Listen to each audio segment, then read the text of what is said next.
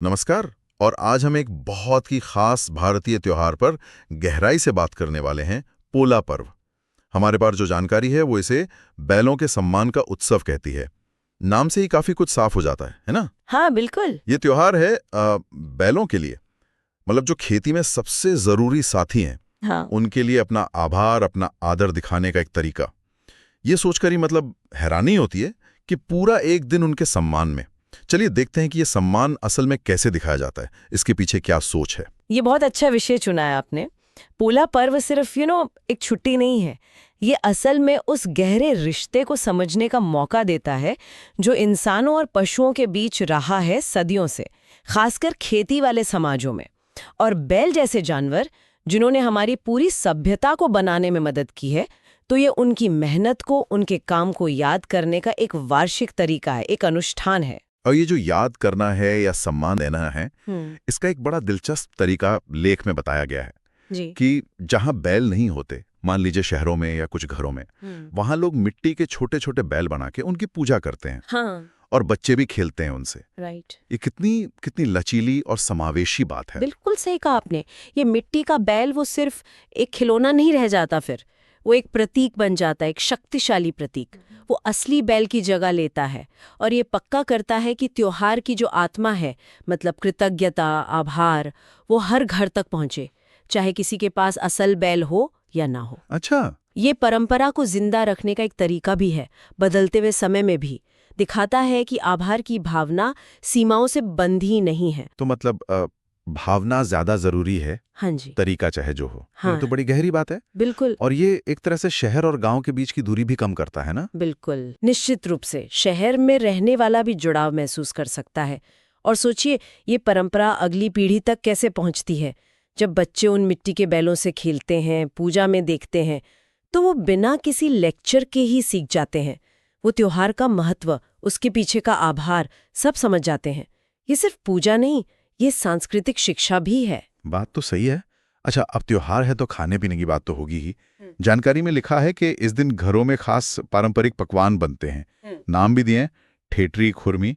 ये शायद मीठे नमकीन स्नैक्स होते हैं आटे के। हाँ, तले हुए। और पूरण पोली, वाह, ये तो महाराष्ट्र में भी बहुत चाव से खाई जाती है। हाँ, गुड़ और चने की दाल की मीठी रोटी। और खीर भी, मतलब पूरा उत्सव वाला माहौल। हाँ, खाना तो किसी भी उत्सव का जरूरी हिस्सा है, पर यहाँ इसका एक खास मतलब है।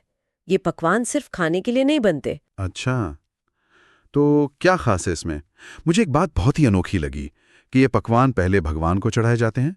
ठीक है, ये तो होता है, पर उसके बाद ये बैलों को खिलाए जाते हैं। हाँ। ये तो मतलब असाधारण सम्मान हुआ। उन्हें देवताओं के बराबर रख दिया, कम से कम उस दिन के लिए तो। आपने बिल्कुल सही पकड़ा, यही इसकी खासियत है।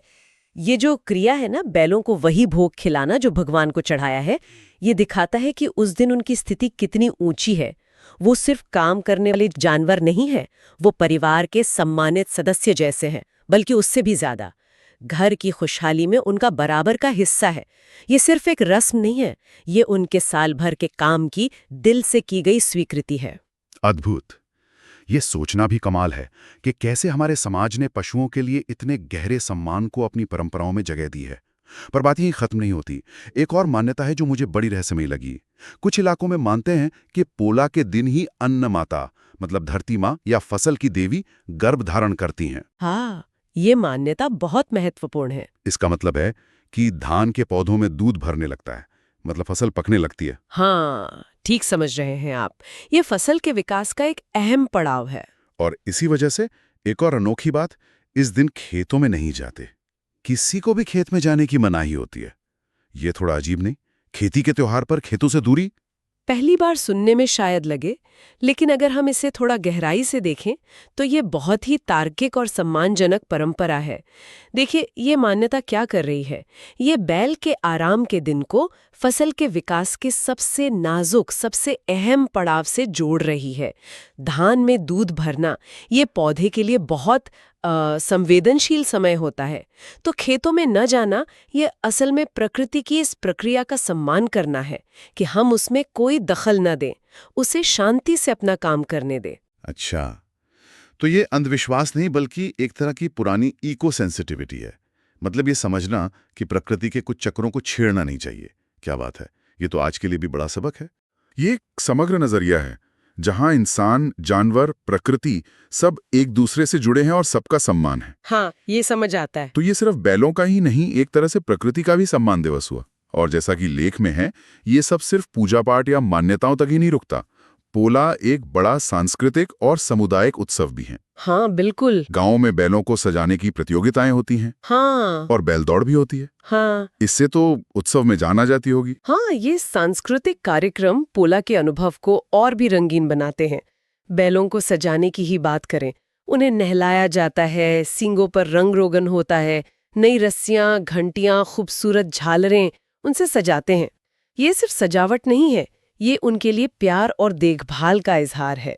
ये दिखाता है कि किसान अपने बैलों को कितनी अहमियत देते हैं। और बैल दौड़, वो तो जोरदार होती होंगी। बिल्कुल, पर बैल दौड़े सिर्फ मनोरंजन नहीं है, वो समुदाय को एक साथ लाती हैं। पूरा गांव जुटता है, लोग अपनी अपनी टीमों के लिए नारे लगाते हैं। ये उन किसानों के हुनर और मेहनत का भी सम्मान है, जिन्होंने उन बैलों को पाला, पोसा, तैयार किया। एक तगड़ा, स्वस्थ बैल अच्छी देखभाल और किसान के समर्पण को दिखाता है। तो ये दौड़े एक तरह से पशुपालन की कला का भी जश्न है। अच्छा, तो ये कंपटीशन सिर्फ खेल नहीं है, ये समुदाय को भी जोड़ते हैं और पारंपरिक हुनर को भी सम्मान देते हैं। ये पोला त्योहार को सिर्फ एक धार्मिक रस्म से कहीं ज्यादा बना देता है, एक सामाजिक सांस्कृतिक पहचान देता है। आपने बिल्कुल सही समझा। ये त्योहार कृषि जीवन की पूरी तस्वीर का जश्न है, जिसमें धर्म, प्रकृति का सम्मान, पशुओं का ध्यान, समुदाय का जुड़ाव, पारंपरिक हुनर सब शामिल हैं। ये सारे पहलू मिलकर ही पोला को इतना बहुआयामी और मतलब अर्थपूर्ण बनाते हैं। तो अगर हम इस पूरी बातचीत का सार निकालें तो पोला हमें क्या सिखाता है? मुझे लगता है सबसे बड़ी सीख तो यही है कि हमें सिर्फ इंसानों का ही नहीं बल्कि हर उस जीव का, हर उस चीज का सम्मान करना चाहिए और आभार मानना चाहिए जो हमारी जिंदगी को चलाती हैं या बेहतर बनाती हैं, चाहे वो जानवर हो, पेड़ पौधे हो या खुद प्रकृति हो। ये बहुत महत्वपूर्ण बात कही आपने। पोला हमें याद दिलाता है कि हम सब एक दूसरे पर कितने निर्भर हैं। ये हमें सोचने पर मजबूर करता है कि जानवरों के साथ, खासकर उन जानवरों के साथ जो हमारी रोजी रोटी के लिए इतने जरूरी हैं, उनके साथ हमारे रिश्ते का नैतिक आधार क्या हो। ये आभार को सिर्फ एक एहसास तक नहीं रखता, बल्कि उसे एक्शन में, रिवाजों में बदलने का तरीका सिखाता है। और ये आभार सिर्फ एक तरफा नहीं है ना?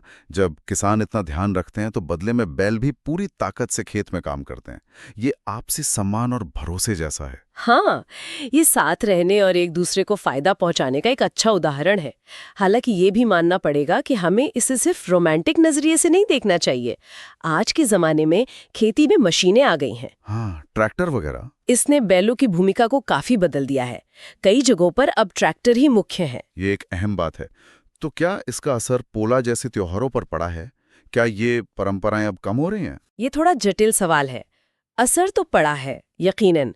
जिन इलाकों में मशीनें ज्यादा हैं, वहां शायद उत्सव उतना बड़ा न रहा हो जितना पहले था। लेकिन जैसा हमने मिट्टी के बैलों की पूजा वाले उदाहरण में देखा, परंपराएं अक्सर नया रूप ले लेती हैं, पर जिंदा रहती हैं। हो सकता है पोला अब सिर्फ खेती में बैलों के काम का जश्न न हो, बल्कि एक सांस्कृतिक विरासत, प्रकृति से जुड़ाव और सामुदायिक एकता का प्रतीक बन गया हो। मतलब उसका महत्व अब सिर्फ काम से जुड़ा ना होकर ज्यादा प्रतीकात्मक हो गया है। ये दिलचस्प है कि कैसे परंपराएं वक्त के साथ ढल जाती हैं। तो कुल मिलाकर हमने देखा कि पोला एक त्योहार से कहीं ज्यादा है।